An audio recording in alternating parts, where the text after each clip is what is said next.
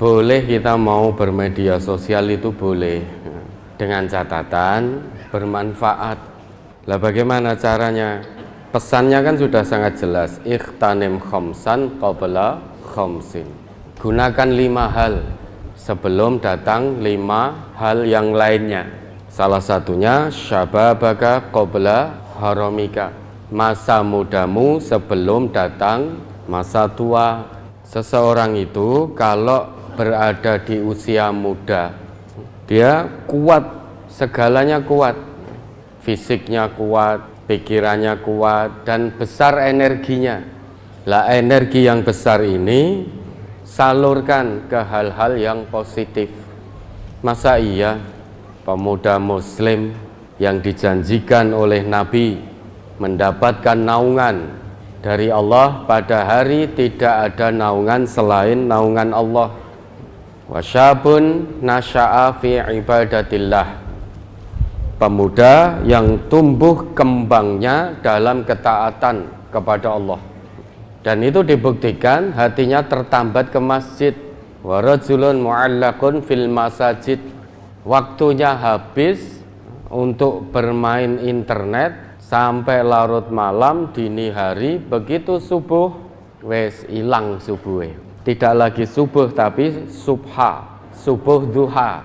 Padahal yang namanya sholat itu waktunya telah ditentukan oleh Allah, kewajiban yang waktunya telah ditentukan oleh Allah. Kita tidak boleh buat waktu sendiri.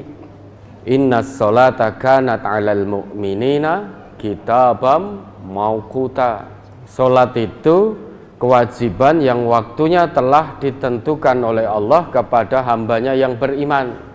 Dan Nabi kita juga bersabda, min husni islamil mar'i tarkuhu mala, yakni diantara tanda baiknya Islam seseorang, dia meninggalkan hal-hal yang tidak bermanfaat.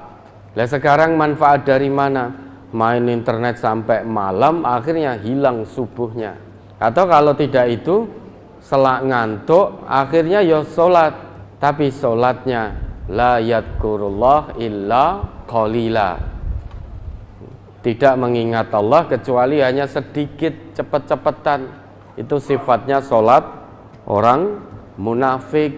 Lah kalau memang kita merasa kalah dengan gadget sehingga hal-hal yang bermanfaat tidak bisa kita lakukan, waktunya habis untuk hal-hal yang tidak bermanfaat, yang bisa merubah itu ya dirinya sendiri.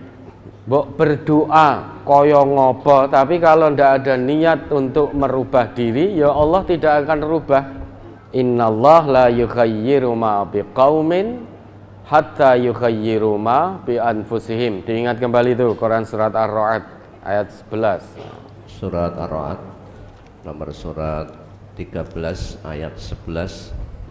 Lahu mu'aqibatum min baini yadayhi wa min khalfihi yahfadunahu min amrillah innallaha la yughayyiru ma biqaumin hatta yughayyiru ma bi anfusihim wa idza aradallahu biqaumin su'an fala maraddalah wa ma lahum min dunihi min wal.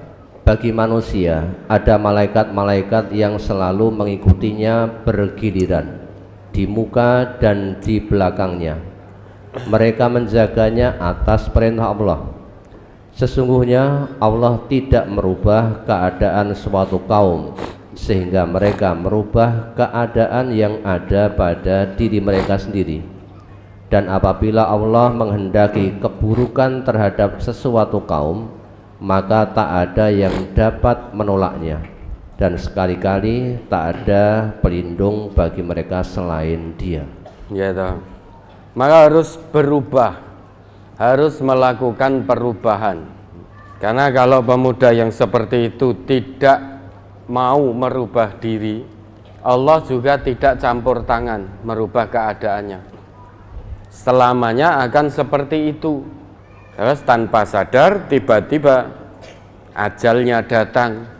Pemuda yang seperti itu harus merubah diri. Ini at-taghyir, perubahan itu penting.